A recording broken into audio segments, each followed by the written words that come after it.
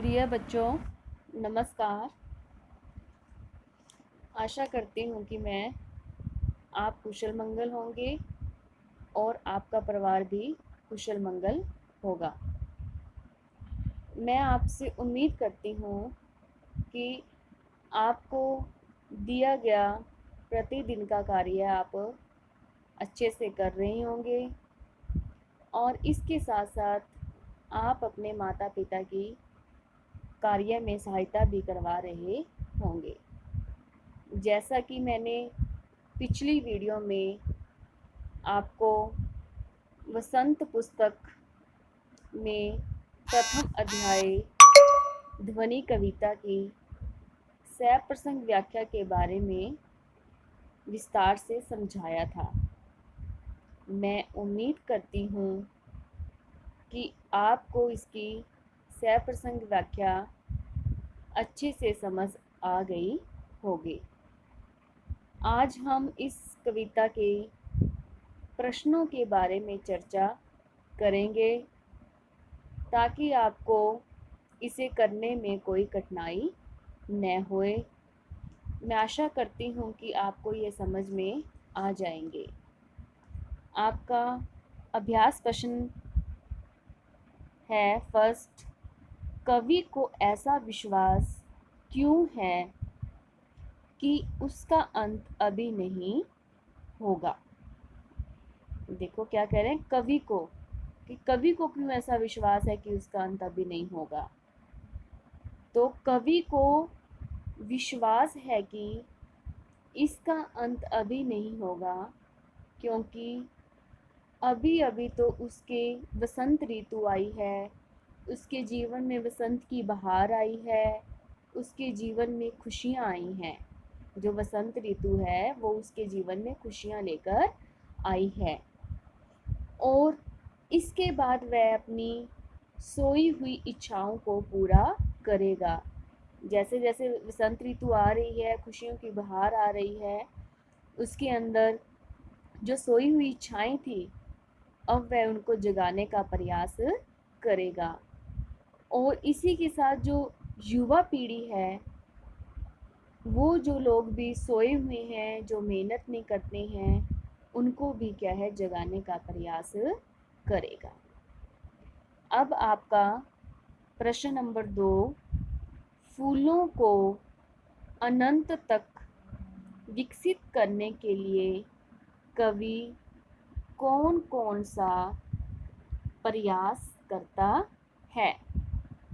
ठीक है, क्या कह रहे हैं, कवि फूलों को अनंत तक विकसित करने के लिए कवि कौन कौन सा प्रयास करता है। अनंत मीन्स असीम। ठीक है, कहते हैं कि फूलों को अनंत तक विकसित होने का दीवार दिखाने के लिए, मीन्स उनको दरवाज़ा दिखाने के लिए कवि कलियों पर हाथ फेरकर उन्हें जगाता है। कैसी कलियों पर हाथ फेरता है? जो सोई हुई हैं अभी तक, जो अभी तक जागी नहीं है, उन सोई हुई कलियों पर हाथ फेरकर उन्हें जगाता है तथा फूलों को जीवन रूपी अमृत से सींचता है। ठीक है, कि सोई हुई कलियों पर क्या है, वे अपना हाथ फेरकर उन्हें जगाता है। ठीक है, कि यानी कि सवेरा हो गया है तथा फूलों को जीवन रूपी अमृत से सींचता है।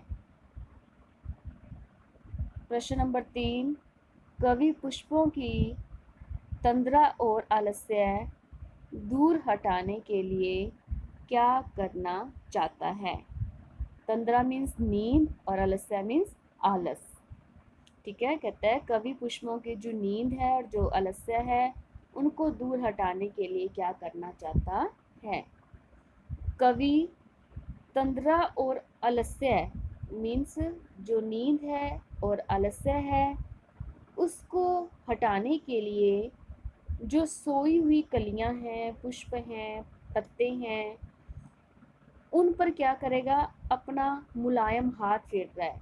ठीक है, कि उन पर क्या है, अपना मुलायम हाथ फेर कर उन्हें जगाने का प्रयास करता है, उन्हें जगाना चाहता है तथा कलियों को प्रभात के आने का संदेश देता है कि अब क्या है, नया सवेरा आ गया है, आपको जागना है, अपना कार्य करना है। इससे उन्होंने युवा पीढ़ी को भी प्रोत्साहित किया है कि वे अपनी नींद और आलस्य को क्या है, त्याग दें। अब उनका मेहनत करने का समय आ गया है, सुबह हो गई है और वे अपने लक्ष्य को प्राप्त करें।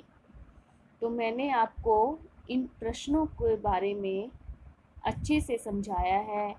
मैं उम्मीद करती हूँ कि आपको इन प्रश्नों के उत्तर समझ में आ गएंगे। आपने इनको ध्यान से सुना होगा। आपने इन प्रश्न के उत्तर को और सह-प्रसंग व्याख्या को अपनी पहले रफ नोटबुक में करके देखना है।